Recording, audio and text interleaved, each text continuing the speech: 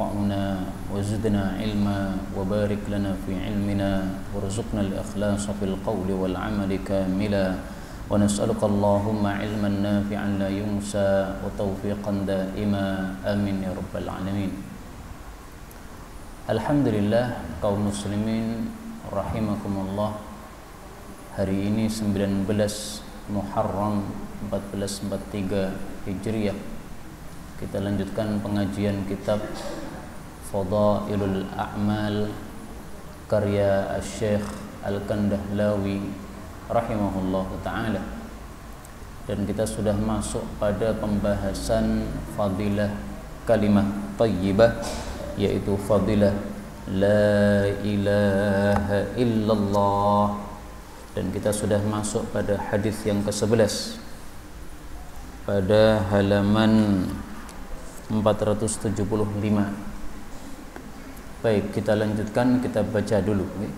Bismillahirrahmanirrahim. Al-hadithul hadi ashar an Anas radhiyallahu anhu qala qala Rasulullah sallallahu alaihi wasallam ma min 'abdin qala la ilaha illallah fi sa'atin min lailin aw naharin illa tumisat ma fi sahifati minas sayyiati hatta taskuna ila mithliha minal hasanati.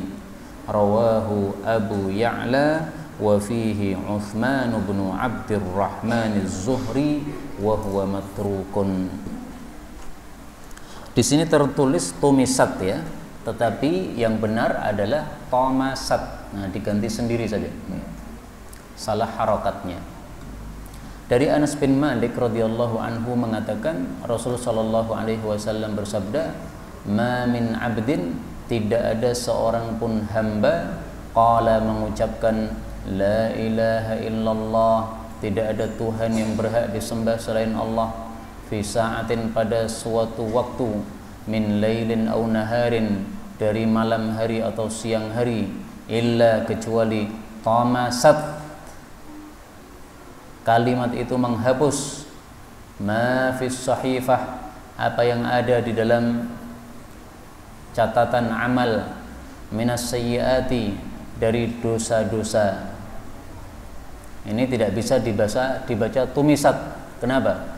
Kalau dibaca tumisat, maka ini ma-nya ini adalah mudzakkar, sementara di sini ada ta marbutah, ini muannats, enggak nyambung ya. Maka tamasat, yaitu kalimat la ilaha illallah, itu menghapus ma fis sahifati minas sayyiat, hatta sehingga taskuna, dia itu menjadi ila mithliha, kepada semisalnya, minal hasanati, dari kebaikan-kebaikan, maksudnya diganti dengan kebaikan oleh Allah Subhanahu wa taala. Tetapi hadis ini diriwayatkan oleh Abu Ya'la, di dalamnya ada rawi bernama Uthman bin Abdurrahman az-Zuhri, dia seorang rawi yang matruk. Matruk itu artinya ditinggalkan. Rawi yang matruk termasuk rawi yang dhaif. Berarti kesimpulannya hadis ini derajatnya apa? Dhaif ya. Maka hadis ini saya kasih tanda dot. Ini adalah tanda dhaif. Jadi semua hadisnya dalam kitab yang saya tulis ini sudah saya kasih tanda. Nah, panjenengan untuk memudahkan mengetahui derajat hadisnya kasih tanda saja ya. Kalau sahih itu tandanya biasanya shad sama ha, sah. Kalau hasan itu biasanya ha ya. Nah, kalau dot itu berarti tanda dia derajatnya dhaif. Kaum muslimin rahimani wa rahimakumullah, maksud hadis ini adalah bahwasanya ucapan la ilaha illallah itu menghapuskan dosa-dosa yang sudah kita lakukan sebelumnya. Hadis ini memang dhaif, tetapi makna ini bahwasanya la ilaha illallah menghapuskan dosa, ini makna yang sahih. Taunya dari mana? Dari Al-Qur'an. Allah Subhanahu wa taala mengatakan di dalam Al-Qur'an, "Innal hasanati yudhhibnas sayyiati," pada surah Hud yang ayat yang ke-114. Inna, sesungguhnya al-hasanati, kebaikan-kebaikan, yudhibna, bisa melenyapkan as-sayyiati, dosa-dosa. Dzalika dzikra lidzakirin. Itu adalah peringatan bagi orang-orang yang zikir kepada Allah Subhanahu wa taala. Nah, la ilaha illallah apakah termasuk hasanat, termasuk kebaikan? Jelas. Hadis Abu Dzar yang dulu sudah saya tampilkan, saya tidak tampilkan lagi. Abu Dzar ketika mendengar ayat ini dari Nabi SAW, maka Abu Dzar bertanya, "Ya Rasulullah, apakah la ilaha illallah termasuk hasanat?" Maksudnya yang bisa menghapuskan keburukan. Maka Rasul mengatakan, "Bal hiya afdalul hasanat." Bahkan la ilaha illallah itu adalah kebaikan yang paling utama. Jadi tidak hanya kebaikan, dia kebaikan yang paling utama. Berarti la ilaha illallah memang betul-betul bisa menghapuskan keburukan-keburukan. Maka makna hadis ini pada kalimat pertamanya sahih. Adapun kalimat keduanya, hatta taskuna ila mithliha minal hasanat, kemudian diubah oleh Allah menjadi kebaikan. Nah, ini saya yang belum menemukan dalil yang menguatkannya. Jadi misalnya ya, kita punya dosa. Setelah itu kita mengucapkan la ilaha illallah. Nah, maka dosa ini kan dihapus. Nah, apakah dosa setelah dihapus ini kemudian diubah menjadi pahala? Nah, ini saya yang belum menemukan. Adapun kalau dia tahlilnya banyak, maka tentu saja itu akan menjadi kebaikan-kebaikan. Jadi misalnya kita punya dosa 2, kemudian setelah itu kita membaca tahlil 2 kali. Semua dosa 2 dihapus dengan 2 tahlil misalnya. Tapi setelah itu kita nambah lagi tahlil sampai 100 kali, berarti masih ada sisa 98 kali. Nah, tentu saja 98 kali ini menjadi pahala-pahala kalau itu betul ya. Kemudian dari hadis ini kita ambil faedah, karena di sini disebutkan lailin au naharin, malam atau siang. Disebutkan malam dulu, baru siang. Ini secara tidak langsung menunjukkan fadilah waktu malam di atas waktu siang. Dan memang para ulama mengatakan waktu malam lebih utama daripada waktu siang. Jadi 24 jam ini derajatnya tidak sama, fadilahnya tidak sama. Ada waktu-waktu yang dimuliakan oleh Allah Subhanahu wa taala. Waktu malam secara umum lebih mulia daripada waktu siang. Kemudian waktu siang ini yang paling mulia adalah ba'da subuhnya. Karena siang itu mulai dari fajar sampai dengan tenggelam matahari, itu siang. Nah, paling utamanya adalah ba'da subuhnya. Rasulullah sallallahu alaihi wasallam bersabda, "Burika li ummati fi bukuriha." Telah dibarokai untuk umatku pada waktu bukurnya. Bukur itu adalah ba'da subuh sampai dengan terbitnya matahari. Adapun waktu malam, maka yang paling utamanya adalah bagian akhirnya, sepertiga malam terakhir. Karena Rasul sallallahu alaihi wasallam bersabda, "Nazala Rabbuna fi thuluthil lailil akhir." Turun Tuhan kita Allah Subhanahu wa taala pada sepertiga malam yang terakhir. Untuk apa Allah Subhanahu wa taala turun pada sepertiga malam yang terakhir? Yatanazzalu Rabbuna, ya, telah turun Rabb kita pada setiap malam ke langit dunia ketika sudah tersisa sepertiga malam terakhir. Allah mengatakan, "May yad'uni fa astajib lah." Siapa yang berdoa, saya kabulkan. "May yas'aluni fa'utiyah." Siapa yang meminta, saya kasih. "May yastaghfiruni fa aghfiralah." Siapa yang minta ampun, saya ampuni. Hadis muttafaqun alaih. Karena itu sunnahnya kalau kita bangun tidur, maka kita segera memulai dengan apa? Doa. Kenapa? Karena waktunya mustajab. Allah berkata pada waktu kita bangun tidur itu, sepertiga malam terakhir itu, siapa mau doa, saya kasih. Mau minta, saya kasih. Doa dikabulkan. Kemudian istighfar diampuni oleh Allah Subhanahu wa taala. Karena itu jangan lupa mengamalkan hadis riwayat Bukhari yang dulu sering saya tampilkan.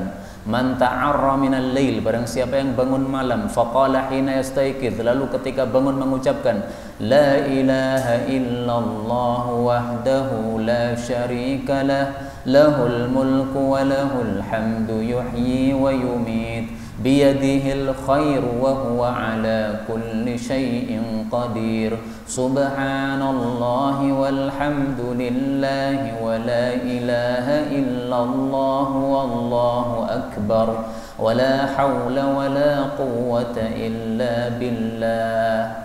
Kemudian mengatakan Allahumma gfirli, ya Allah ampuni saya.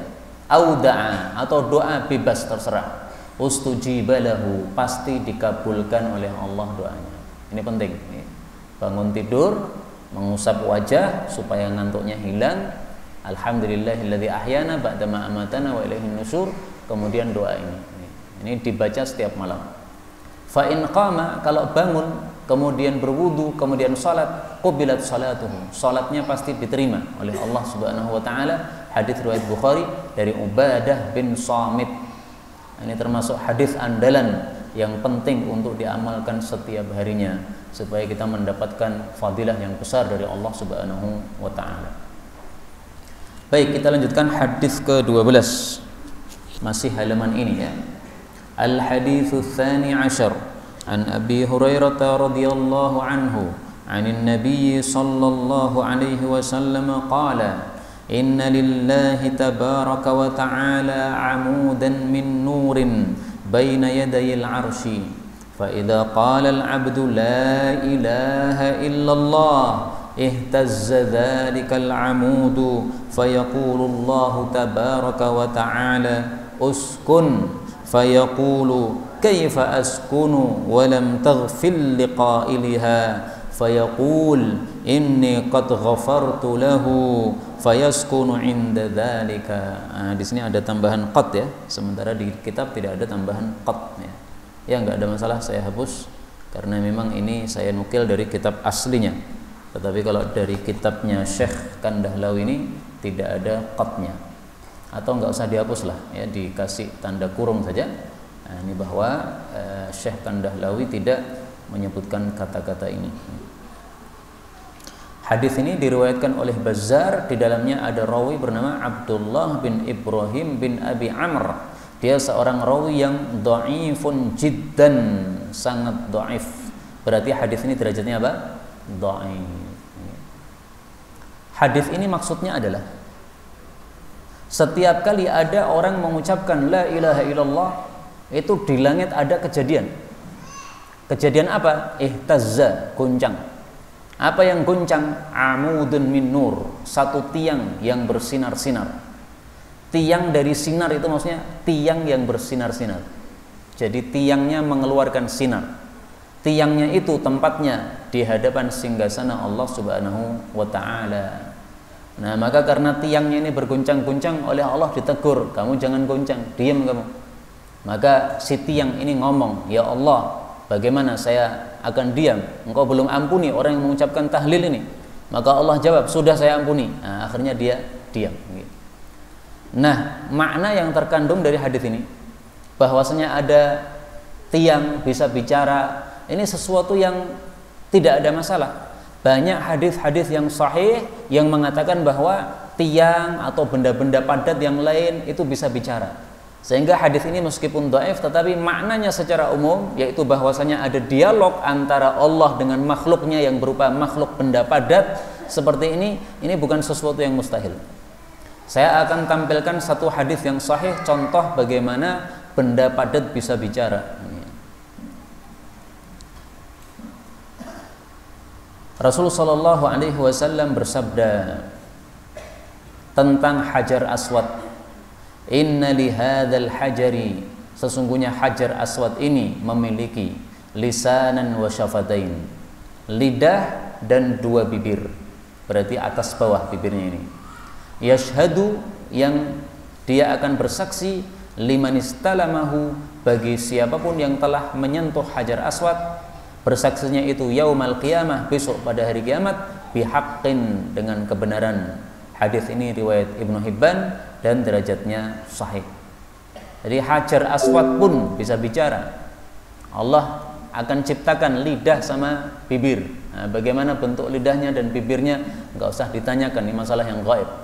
Yang penting kita ambil pelajaran dari sini, makhluk yang tidak bernyawa, benda padat bisa bicara. Kalau Allah menyuruh dia bicara, dia akan bicara. Bahkan makna ini kita dapatkan dalam Al-Quran. Antaqa kulla syai'. Pada surah Fussilat ayat 21. Wa qalu li juludihim lima syahidtum alaina. Mereka berkata kepada kulit-kulit mereka sendiri, kenapa kalian jadi saksi yang memberatkan kami? Syahidtum alaina, itu saksi memberatkan. Kalau saksi yang menolong itu syahidtum lana. Jadi setelah syahida, kalau ala itu berarti saksi yang memberatkan. Tapi kalau li berarti apa? Saksi yang membela. Nah ini syahidtum alaina, kalian malah jadi saksi yang memberatkan kami. Qalu, maka mereka kulit-kulit itu mengatakan, antaqanallah, Allah yang sudah menyuruh kami bicara. Alladzi antaqa kulla syai', yang Allah itu bisa membuat bicara segala sesuatu. Wa huwa khalaqakum awwala marrah, dan dia telah ciptakan kalian awal kali. Wa ilaihi turja'un, dan hanya kepadanya kalian akan dikembalikan. Nah, ada satu riwayat dalam tafsir Ibnu Katsir bahwasanya yang pertama kali bicara dari anggota tubuh kita itu adalah paha kita yang kanan. Nanti akan bersaksi apa yang dilakukan oleh kita.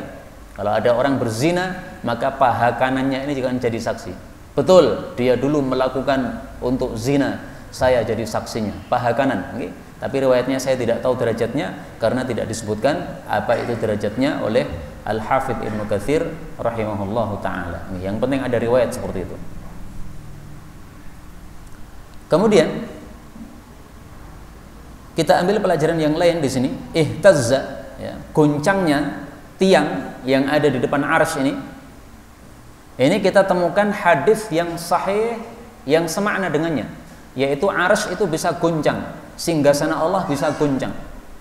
Hadisnya tentang kematian salah satu sahabat Nabi SAW.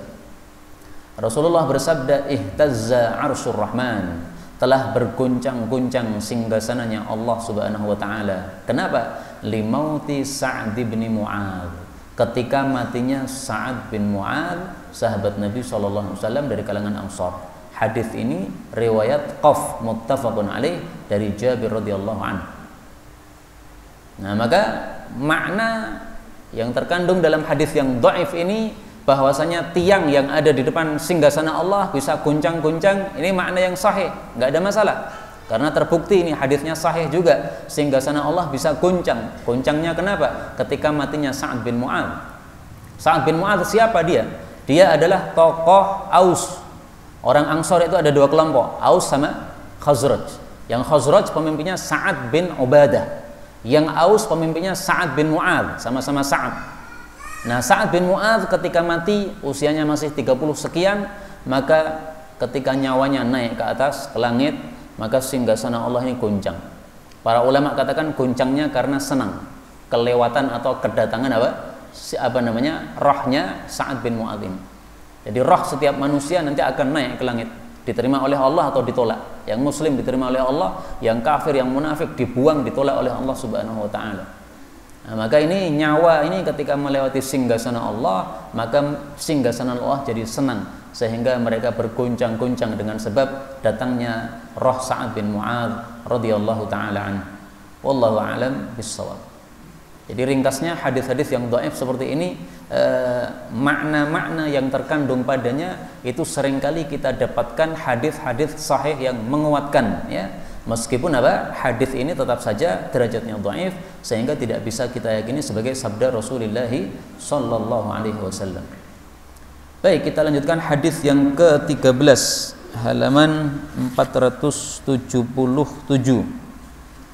Al-hadits tsalits asyar an Ibnu Umar radhiyallahu anhuma qala qala Rasulullah sallallahu alaihi wasallam ليس على أهل لا إله إلا الله وحشة في قبورهم ولا منشرهم وكأني أنظر إلى أهل لا إله إلا الله وهم ينفضون التراب عن رؤوسهم ويقولون الحمد لله الذي أذهب عنا الحزن wa fi riwayatin laisa ala ahli la ilaha illallah wahsyatun indal mauti wala indal qabri.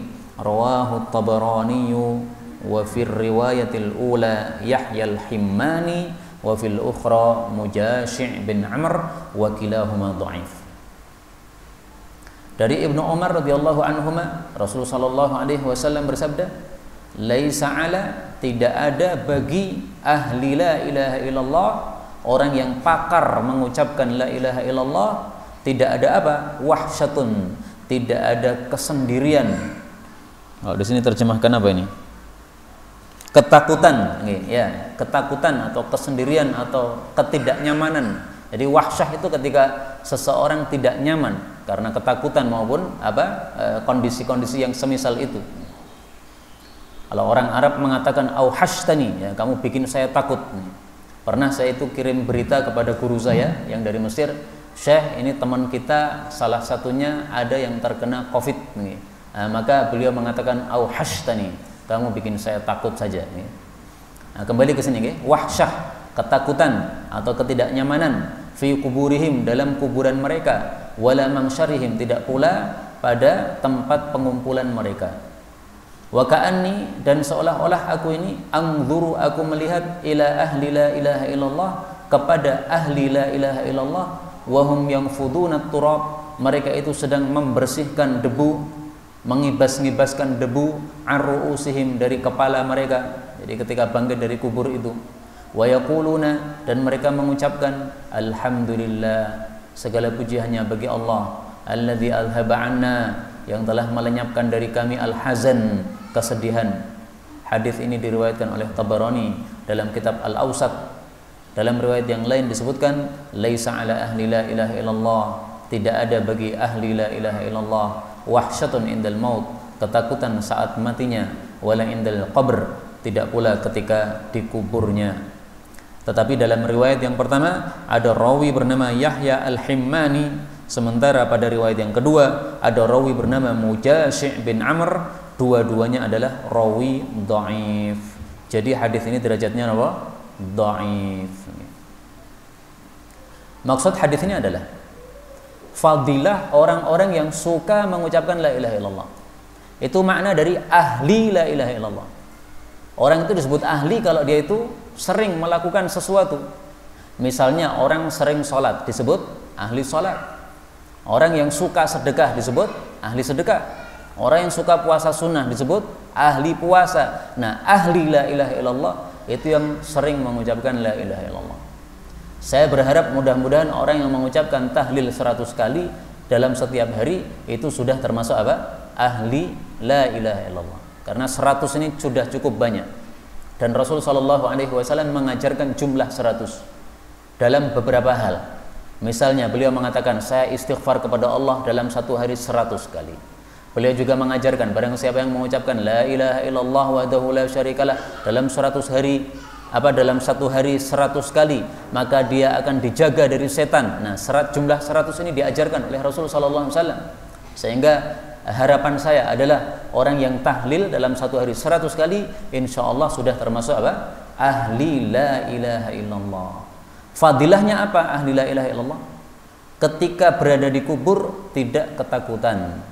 Ketika dibangkitkan oleh Allah Subhanahu wa taala dari kuburan, kemudian dikumpulkan oleh Allah di padang mahsyar, tidak ketakutan. Dan makna ini bahwasanya mereka tidak ketakutan baik di kuburan maupun ketika dihidupkan kembali oleh Allah Subhanahu wa taala, ini kita dapatkan dalam banyak dalil. Misalnya Allah Subhanahu wa taala mengatakan dalam Al-Qur'an saja, ya, supaya jelas dalilnya, gampang dicari. Ya ayyatuhan nafsul mutmainnah irji'i ila rabbiki radiyatan mardiyah fadkhuli fi ibadi wadkhuli jannati. Wahai jiwa yang tenang, kembalilah kepada Rabbmu dalam keadaan puas dan diridhoi oleh Allah Subhanahu wa taala. Masuklah ke dalam hamba-hambaku dan masuklah ke dalam jannahku. Nah, ini kata Ibnu Katsir ketika menafsirkan ayat ini, bahwasanya ucapan seperti ini minimal diucapkan 2 kali kepada nyawa orang-orang mukmin. Pertama, ketika dia akan mati, diucapkan kata-kata yang seperti ini. Jiwa yang tenang, jiwa yang baik, mari kembali kepada Allah. Mati, jadi matinya tenang, nyaman, tidak ketakutan. Adapun orang-orang kafir, malaikat maut yang datang itu sambil bawa pentung-pentung, sehingga dipukuli punggung mereka, dipaksa nyawanya disuruh dikeluarkan. Tapi kalau orang-orang mukmin tidak, dikeluarkannya dengan cara tenang, santai. Nah, ini pertama, ketika akan mati. Yang kedua, nanti ketika bangkit dari kuburan. Maka 2 kali ini diucapkan oleh para malaikat kepada orang-orang yang diridhai oleh Allah Subhanahu wa taala. Kita lihat hadisnya yang sahih.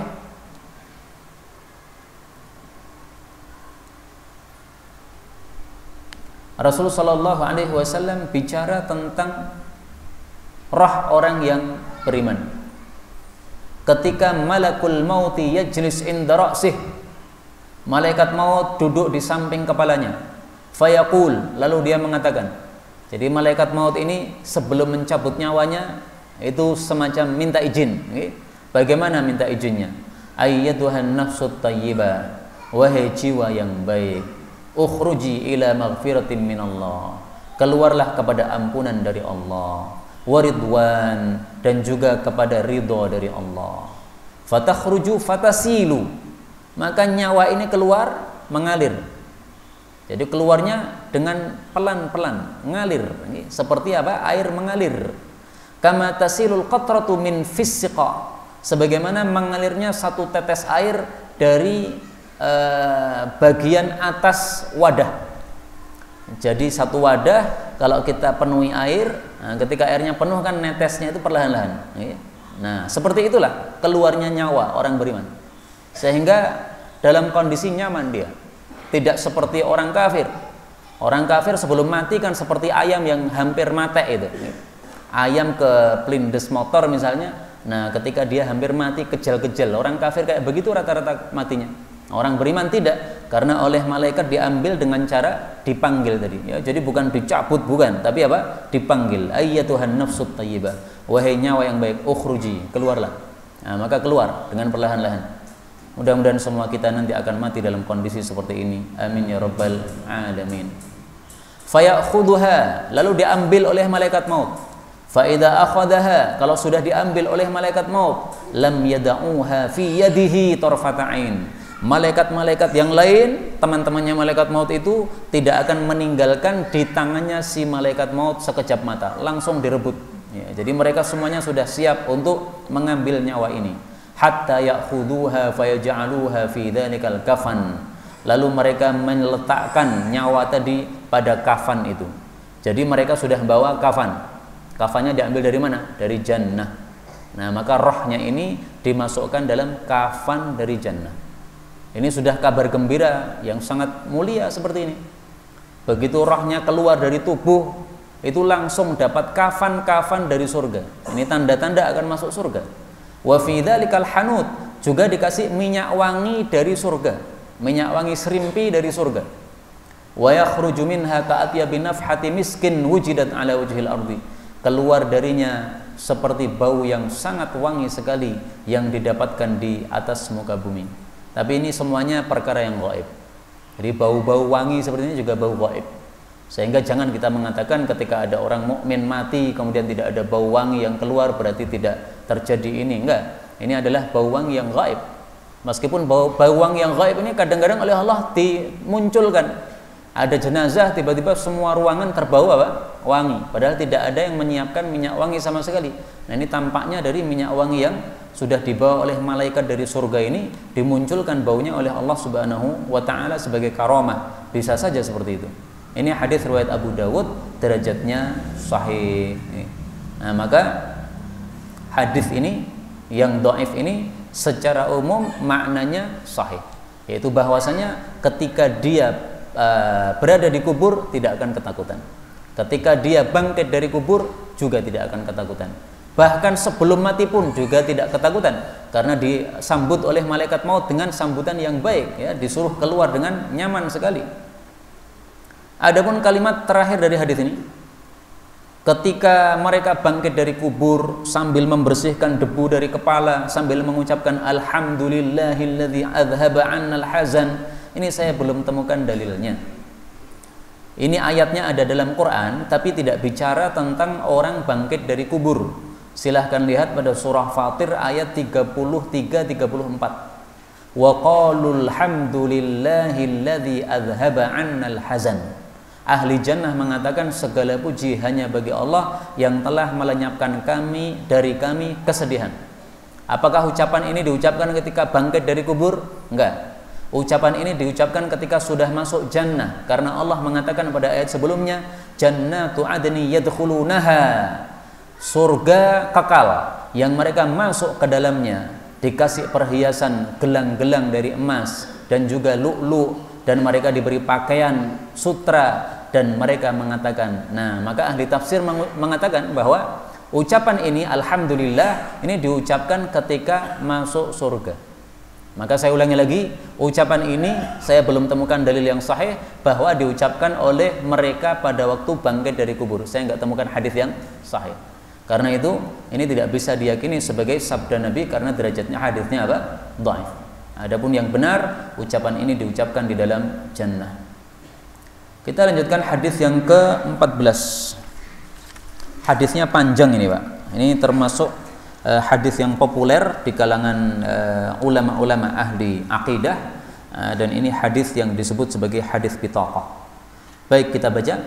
Al-hadithur rabi' ashar an Abdullah bin Amr bin al-As radhiyallahu anhuma anna Rasulullah sallallahu alaihi wasallam qala inna Allah yastakhlisu rajulan min ummati ala ru'usil khalaiq yawmal qiyamah fayanshuru alaihi 99 sijilla kullu sijillin mithlu maddil basar thumma yaqul atunkiru min hadha shay'an aw zalamaka katabatil hafidhun fayaqul la ya rab fayaqul afalaka udhrun fayaqul la ya rab fayaqulu Allah ta'ala bala inna laka indana hasanatan fa innahu la dhulma 'alaika al-yawm fatukhraju bitaqatun fiha ashhadu an la ilaha illallah wa ashhadu anna muhammadan 'abduhu wa rasuluhu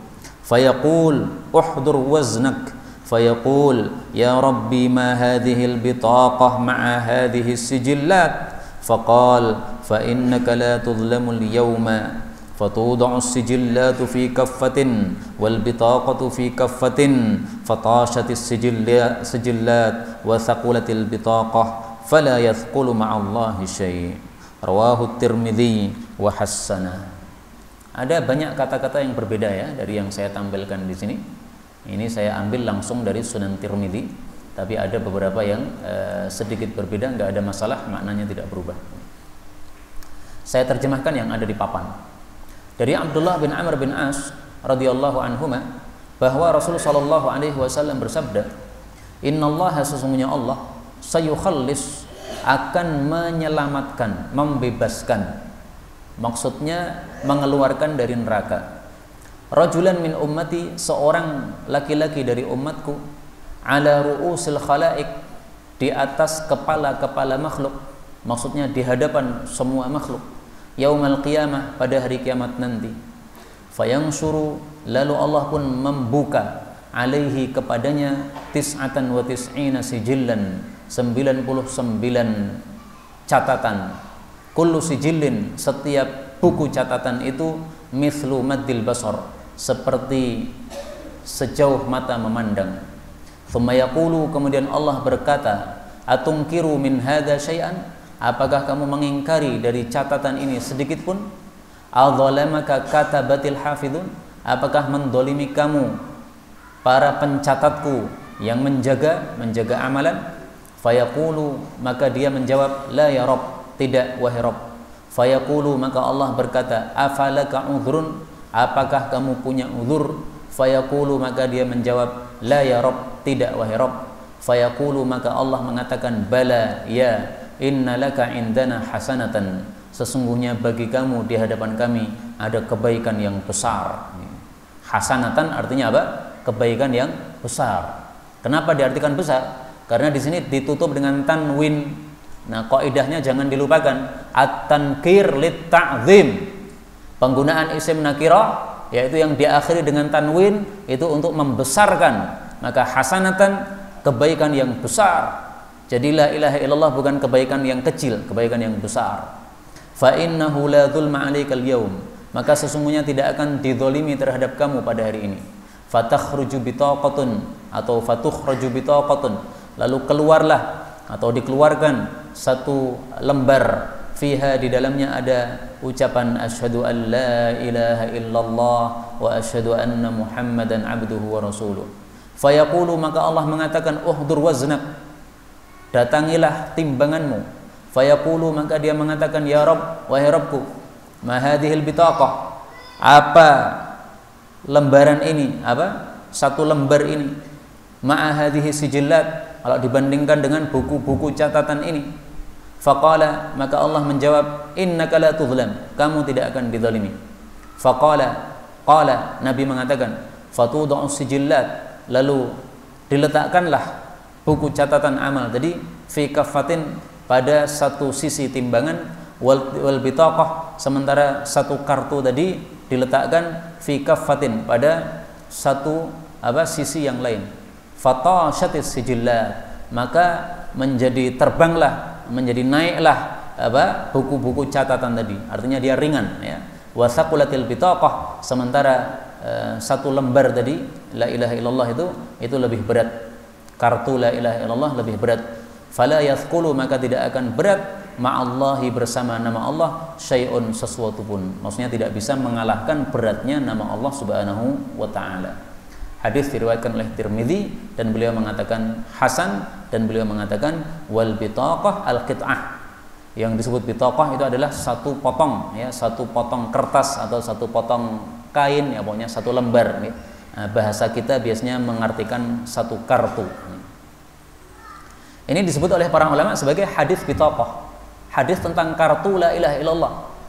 Artinya siapapun yang betul-betul mukmin, dia dulu di dunia pernah mengucapkan la ilaha illallah dan hatinya meyakini ucapan tersebut, maka dia punya kartu la ilaha illallah. Nah, kartu la ilaha illallah ini yang bisa menyelamatkan dia di akhirat nanti. Andaikan ada orang seumur-umurnya tidak pernah sholat, andaikan sholat hari raya kadang datang kadang tidak, tapi sholat 5 waktu enggak pernah sholat, tapi dia mengucapkan la ilaha illallah Muhammad Rasulullah, hatinya yakin bahwasanya Allah itu esa, bahwasanya Muhammad itu utusan Allah. Lah kenapa dia enggak pernah sholat? Males saja. Dia kalau ditanya, "Piye Pak De ora sholat Pak De?" Ya jane wajib, males gitu. Ayo Pak De sholat Pak De. Yo kono aku carry, tapi enggak pernah datang. Nah, orang seperti itu seumur-umur tidak pernah sholat, itu masih ada kesempatan untuk masuk ke dalam surga berdasarkan hadis ini. Dan ini memang masalah khilafiyah. Sebagian ulama berpendapat kalau ada orang meninggalkan sholat berarti sudah kafir. Kalau kafir berarti murtad, murtad berarti tidak bakal masuk ke dalam surga sama sekali. Pendapat yang kedua mengatakan orang yang meninggalkan sholat dibagi dua.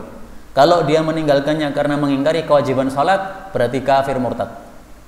Kalau dia meninggalkannya karena malas saja, tidak mengingkari kewajibannya, maka dia masih kafir, masih muslim, tidak kafir, sehingga dia masih bisa diselamatkan. Dalilnya jelas hadis bitaqah. Karena hadis ini sahih, maka saya memilih pendapat yang kedua yang mengatakan orang yang tidak sholat pun masih bisa masuk surga. Tetapi ilmu ini jangan disampaikan kepada orang-orang yang nggak pernah sholat. Mereka nanti akan tambah tidak sholat lagi ya. Ini ilmu untuk kita-kita yang sudah rajin sholat ya. Supaya kita masih punya nilai baik kepada mereka. Kita punya tetangga nggak pernah sholat sama sekali, diajak gurme sampai semtok ya. Tetapi dia mengucapkan la ilaha illallah Muhammad Rasulullah. Kita tahu bahwasanya dia itu mengucapkan la ilaha illallah Muhammad Rasulullah. Kalau ditanya agamanya apa, dia pasti mengatakan saya muslim ya. Kalau Jumatan kadang-kadang teko, kadang-kadang boten. Dan pas lagi seneng ngerokok, ngerokok. Kalau pas lagi longgar, Jumatan. Ada orang-orang kayak gitu kan? Jadi Jumatan kadang datang, kadang tidak. Hari raya biasanya datang. Sholat taraweh datang di awal-awal saja. Nanti habis itu sudah nggak datang lagi. Padahal sholat taraweh sholat sunnah, tapi dia datang karena biasanya orang-orang pada ramai datang. 5 waktu nggak pernah sholat. Nah, orang seperti itu masih bisa diharapkan masuk surga karena dia masih punya bitoqah la ilaha illallah Muhammad Rasulullah. Tapi perhatikan kata-kata ini, yukhallis. Allah menyelamatkan, mengkhalaskan, ya. Ini kalimat ini menunjukkan bahwa dia sudah masuk neraka dulu, lalu setelah itu yukhallas, diselamatkan. Wallahu alam. Karena itu jangan kita kemudian mempermudah masalah ini. Yang penting syahadatain, tidak melakukan kewajiban nggak ada masalah. Yang penting masuk surga. Nah, berapa lama mampirnya di neraka? Na'udzubillah. Kita orang-orang yang beriman kepada Allah tidak ingin sama sekali mampir di neraka meskipun hanya sebentar saja. Ya, kita pengennya masuk jannah tanpa hisab, tanpa adab. Amin ya rabbal alamin. Kemudian kita ambil beberapa faedah dari hadis ini. Faedah yang pertama, bahwasanya Allah Subhanahu wa taala tidak pernah berbuat zalim. La zulma 'alaikal yaum. Hari ini kamu tidak akan dizalimi. Allah menyebutkan hal ini sering di dalam Al-Qur'an, banyak sekali. Wa ma rabbuka bidzallamin lil 'abid. Pada surah Ali Imran ayat 182 misalnya, wa annallaha laisa bidzallamin lil 'abid. Allah itu tidak pernah sekali-kali berbuat zalim kepada hambanya. Dan ini diulangi oleh Allah sampai 5 kali dalam Al-Quran. Pertama pada surah Ali Imran, yang terakhir pada surah Qaf. Nah, diulang-ulangnya ayat-ayat seperti ini dalam Al-Quran menunjukkan pentingnya hal ini, sehingga diulang-ulang oleh Allah Subhanahu wa ta'ala. Faedah berikutnya, hadis ini menjadi dalil bagi mereka yang mengatakan bahwa orang kalau hanya mengucapkan tahlil saja tapi tidak melanjutkan dengan asyhadu anna Muhammadar Rasulullah, itu masih belum dihukumi Islam. Karena kartu ini isinya bukan 1 kalimat la ilaha illallah, tapi isinya 2 kalimat, la ilaha illallah dan Muhammad Rasulullah. Ini dalil bagi mereka. Tapi memang ini masalah khilafiyah. Sebagian ulama berpendapat orang kalau sudah mengucapkan la ilaha illallah itu sudah dihukumi muslim. Artinya gimana? Artinya kalau dia baru mengucapkan la ilaha illallah terus mati, jadi ada orang kafir, kita dakwai masuk Islam Pak supaya nanti masuk surga. Gimana cara masuk Islam? La ilaha illallah Muhammadur Rasulullah. Dia baru la ilaha illallah mati, itu sudah apa? Dihukumi Islam. Menurut pendapat yang kedua. Pendapat yang kedua ini mengatakan orang sudah mengucapkan tahlil la ilaha illallah itu sudah dihukumi Islam, tetapi dia harus dituntut untuk melanjutkan dengan kalimat kedua. Jadi setelah mengucapkan tahlil, nah maka setelah itu dia diberitahu, sekarang Anda sudah muslim, tapi Anda wajib melanjutkan dengan kalimat kedua, asyhadu anna Muhammadan Rasulullah. Dan saya lebih cenderung pendapat kedua, bahwasanya orang kalau sudah mengucapkan la ilaha illallah sudah dihukumi muslim, meskipun dia belum mengucapkan Muhammad Rasulullah. Tapi habis itu kita suruh, kamu wajib mengucapkan Muhammad Rasulullah. Kalau dia nggak mau, nggak diterima oleh Allah Subhanahu wa ta'ala. Kalau dia mau, alhamdulillah, itu berarti dia sudah menjadi muslim yang baik, sudah mengakui 2 yang harus dia akui. Apa dalilnya? Saya memilih pendapat ini, banyak dalil ya. Tapi saya tampilkan satu saja dalilnya. Hadis yang sangat terkenal tentang dakwah Nabi kepada pamannya, yaitu Abu Talib.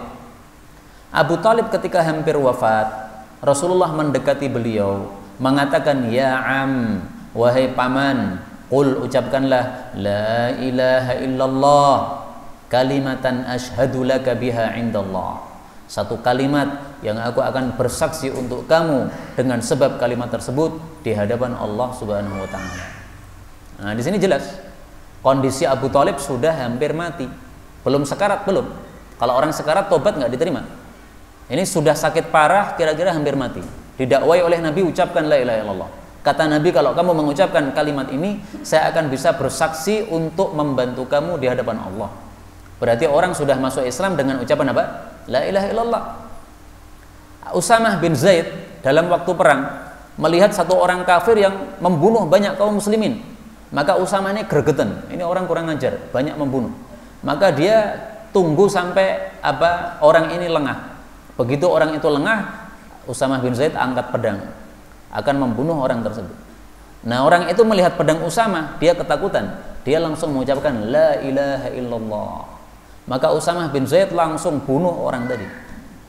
Maka para sahabat cerita kepada Rasulullah SAW, ya Rasulullah, tadi ada orang kafir yang ganas membunuh banyak para sahabat, tapi kemudian berhasil ditaklukkan oleh Usamah bin Zaid. Tapi sebelum dibunuh oleh Usamah, dia berhasil mengucapkan tahlil. Maka Rasulullah marah kepada Usamah, wahai Usamah, apa yang kamu lakukan besok di akhirat kalau kamu berhadapan dengan la ilaha illallah? Maka Usamah mengatakan, ya Rasulullah, orang itu sudah ganas banyak membunuh umat Islam. Yang terbunuh itu sudah banyak sekali, nggak terhitung banyaknya. Nah, maka saya bunuh orang tersebut sebagai pembalasan. Maka Rasulullah mengucapkan lagi, apa yang kamu lakukan besok di akhirat kalau kamu berhadapan dengan la ilaha illallah?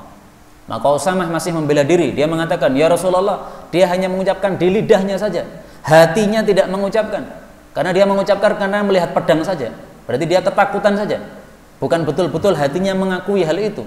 Maka Rasulullah SAW tidak mengubah pertanyaan, apa kamu besok lakukan terhadap la ilaha illallah kalau kamu berjumpa dengan ucapan tersebut, berhadapan dengan ucapan tersebut.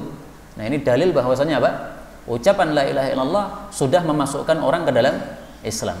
Tapi memang setelah itu dia harus disuruh, dituntut untuk mengucapkan asyhadu anna Muhammadan abduhu wa rasuluh atau Muhammad Rasulullah.